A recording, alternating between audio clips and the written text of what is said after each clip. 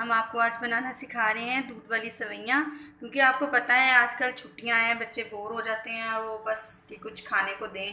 तो चलें, हमने कहा आज थोड़ी सी मीठी सेवइयाँ बनाते हैं।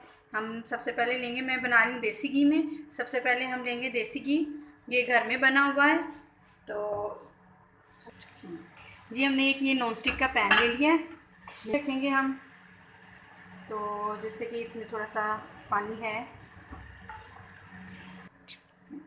गैस मैंने कहा आपको इंग्रेडिएंट्स बता दिए जाएं। ये तकरीबन 2 टेबल स्पून हमने सेवइयाँ ली हैं बारीक। इसके साथ ही हमने 3 टेबल स्पून हमने चीनी ले ली है। 2 हमने इलायचियों के दाने ले लिए हैं, इलायचियाँ नहीं डालेंगे, उसके दाने डालेंगे। ये हमने 1.5 कप दूध लिया फ्रेश, और एक ये तिरंग मिल्क का डिब्बा ले लिया हमने, इसका फ्लेवर बड़ा अच्छा आता है। साथ में लिया है देसी घी। अब हम स्टार्ट करेंगे। 2 टेबल स्पून देसी घी इसमें जाएगा। पैन हमारा गर्म हो चुका है, ये मैं इसमें 2 टेबल स्पून देसी घी डाल दूँगी। ये गर्म हो रहा है, इसके साथ ही हम डाल देंगे ये इलायची के दाने। गर्म हो गए हैं। अब हम इसमें डालेंगे 2 टेबल स्पून हमारी सेवइयाँ जो हैं, ये डाल देंगे। इसको ज़रा फटाफट से हमने भूनना है, इसको ज़्यादा फ्राई नहीं होने देना। अगर ज़्यादा फ्राई हो जाए तो ये इनकी स्मेल बहुत बुरी आती है। देंगे 4 टेबल स्पून चीनी। तो थोड़ा सा मिक्स करना है, ये बहुत जल्दी बन जाती हैं, झटपट तैयार होने वाली चीज़ है ये। कि अगर बच्चे कहें कि हमें खाना है तो आप जल्दी से बना सकते हैं इसको।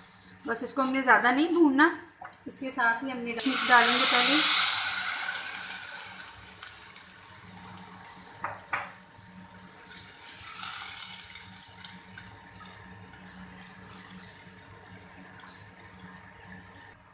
इसके साथ ही हम एक तिरंग मिल्क का डिब्बा डाल देंगे, ये छोटा वाला है। अब इसको हम थोड़ा सा बॉयल होने देंगे।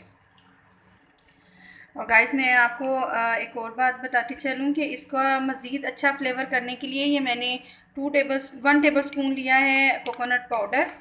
चाहे आप वैसे भी डाल सकते हैं, अगर आपके पास क्रश पाउडर है तो आप वो ले लें। अब ये मैं ये भी इसमें डाल दूँगी, ये मैं इसमें ये भी ऐड कर दूँगी।